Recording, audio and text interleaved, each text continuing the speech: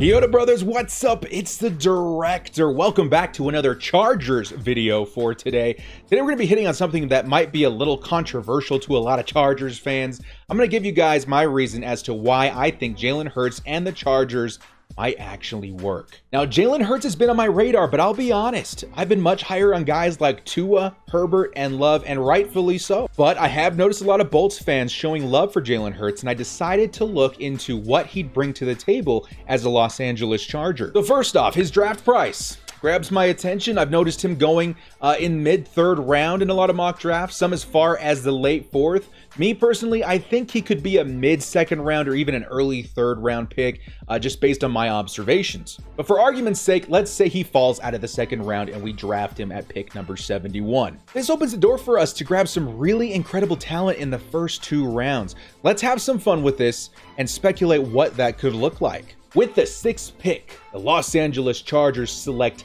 Isaiah Simmons, linebacker, Clemson. With the 37th pick, the Chargers select Austin Jackson, tackle, USC. And with the 71st pick, the Chargers select Jalen Hurts, quarterback, Oklahoma. That is not bad at all. Isaiah Simmons paired with Derwin James could seriously be dangerous in the NFL. I'm not exaggerating when I say he could be the final piece that forms the next Legion of Boom. Nobody is going to want to have to scheme around Isaiah Simmons and Derwin James, not to mention all the other talent that we have on defense. That is something to strongly consider with our first pick. But what if Simmons is off the board at pick number 6, which is actually super realistic? What if another team is also high on Hurts and he's projected as a mid-second round pick?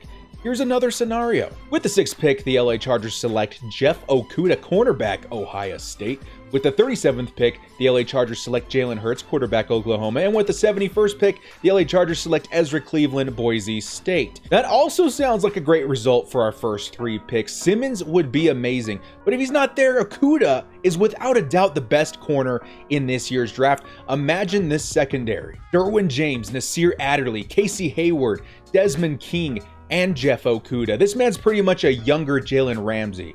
Yeah, that'd be scary. So we know Hurts immediately gives us options in our first 2, maybe our first and 3rd pick. But Hurts isn't exactly pegged as the next Patrick Mahomes. He has his issues, which is why he isn't graded as high as his colleagues Herbert and Love. But what if the Chargers see something different in Jalen Hurts? First, let's look at what the Chargers are looking to do. Earlier this season, I released a video saying that I thought the Chargers were getting ready to move on from Phillip Rivers. I felt that Lynn wanted to move our offensive scheme to something that featured more of a mobile quarterback play. And I think I was right. What if this is something the Chargers have been preparing for since they hired Anthony Lynn back in 2017? Put your tinfoil hats on, y'all. We live in a copycat league at the moment. If one team sees success running something unique or new, others will undoubtedly follow in their footsteps. We've already seen this in Arizona last season, trying to mimic the success of Lamar Jackson by drafting Kyler Murray. Something else that probably came into factor with this is that the Cards have had one of the worst offensive lines in football for years. Perhaps they felt bringing in a mobile guy like Kyler Murray would put a band-aid on a bullet wound and use his feet to extend plays when his line inevitably failed him. And from what I saw, it kind of worked, and I think Anthony Lynn saw that too. Not only in Arizona, but in Baltimore as well. Copycat league, y'all. I think Anthony Lynn wants a mobile quarterback. As a former running back in the league, Anthony Lynn wants our ground game to be as dangerous and reliable as possible. And like I said, I think he feels we can open up our run game with a dual threat quarterback and an overhaul to our offensive line. Hurts just kind of fits that mold. So back to Jalen Hurts as a football player. In college, he saw loads of success. SEC Offensive Player of the Year, first team All-SEC, Big 12 Offensive Newcomer of the Year, and finally, the Heisman Trophy runner-up. But does he have what it takes to be a franchise quarterback in the NFL? A lot of people will be skeptical, and honestly, myself included. Truly, and this is just my opinion, if it were up to me, I would trade up to get Tua Tagovailoa or even roll out with Oregon quarterback Justin Herbert. But what if we look at Jalen Hurts as our QB1 of the future? Here are some reasons why I think it just might work. Looking at Hurts' film, I'm noticing the same things a lot of other people are seeing as well. He's great on his feet, taking off the ground, fighting for hard-earned yards. He knows how to take a hit and remains aggressive, but he really suffers in his accuracy. Not so much with the easy throws, but more of those next level tight window throws that have become so pivotal in the NFL. He seems to have an issue putting the ball in front of his receiver, which is a big problem if your target is only one step ahead of his coverage. In the NFL, that's considered open. But for Jalen Hurts, it could easily result in a dropped pass or even an interception. Is this something that can be coached out of him? Possibly, but it will take time. I saw a few interesting NFL comps for Jalen Hurts as well, including our own quarterback, Tyrod Taylor. In fact, Taylor and Hurts spent some time this offseason working out together, tuning their forms before the NFL Combine, and as a result, most will say Hurts had a fantastic Combine and really turned some heads. Now, I don't know how much of that had to do with Taylor's tutelage, but what if it did? What if the magic recipe is putting Tyrod Taylor and Hurts in the same room? What if the Chargers see a younger, higher ceiling Tyrod Taylor and Jalen Hurts? That could be interesting. So what would you say about the Chargers having a better Tyrod Taylor? Well, Tyrod Taylor himself isn't a bad quarterback. He led the Buffalo Bills along with Anthony Lynn to their first playoff appearance in 17 years. Lynn has seen firsthand what a quarterback like Jalen Hurts can do. Maybe, just maybe, we are the perfect team to utilize what Hurts has to offer. As a matter of fact, I remember reading a lot of similar concerns to Jalen Hurts a few years back about another quarterback that was mobile and inaccurate. His name was Lamar Jackson, especially after Jackson's rookie season where it seemed like he had a long way to go as a passer. But then something happened. Jackson returned in the 2019 season as a massive weapon for the Baltimore Ravens. Now, I'm not saying Jalen Hurts is going to be the next Lamar Jackson, but what if it's something even remotely similar?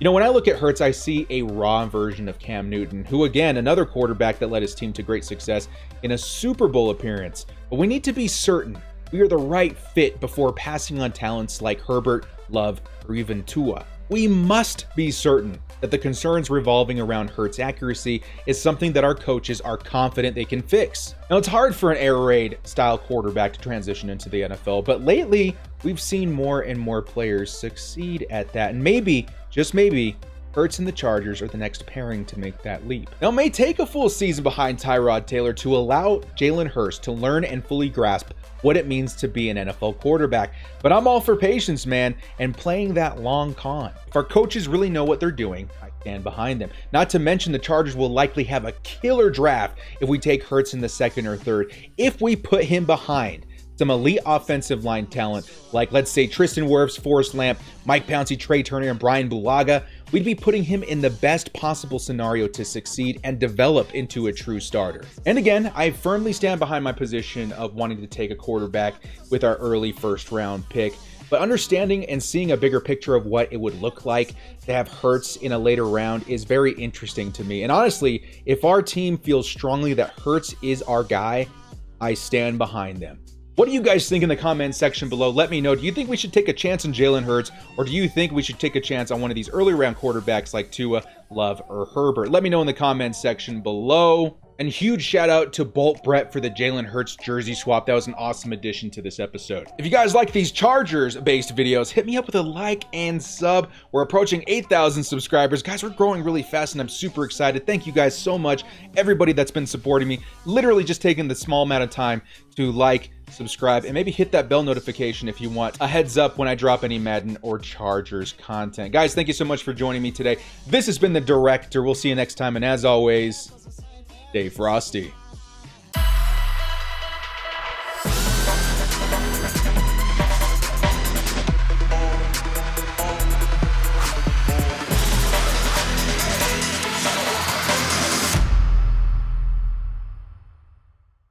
So you made it past the closing animation. You get a bonus story time by the director. One of my worst experiences as a Chargers fan came watching a game at a local bar. I think it was 2015 around Halloween time. Now, I live in a place where there's a lot of Broncos fans. So many, in fact, that it's hard to go anywhere without seeing one. I do not think we were favored in this game, but I remember at halftime, we had a 24-point lead over the Peyton Manning-led Broncos. I was talking so much crap, dudes. I was walking around gloating, pumping my Chargers jersey. And that happened to be the game that we blew a 24-point lead and absolutely got carved up by Peyton Manning at the end. On the way out of the bar, I got crap slung at me. People were cursing me out. And yeah, that's one of my worst experiences as a Chargers fan. Thank you guys for hanging out. Maybe I'll do more of these bonus stories at the very end of some videos. Take care.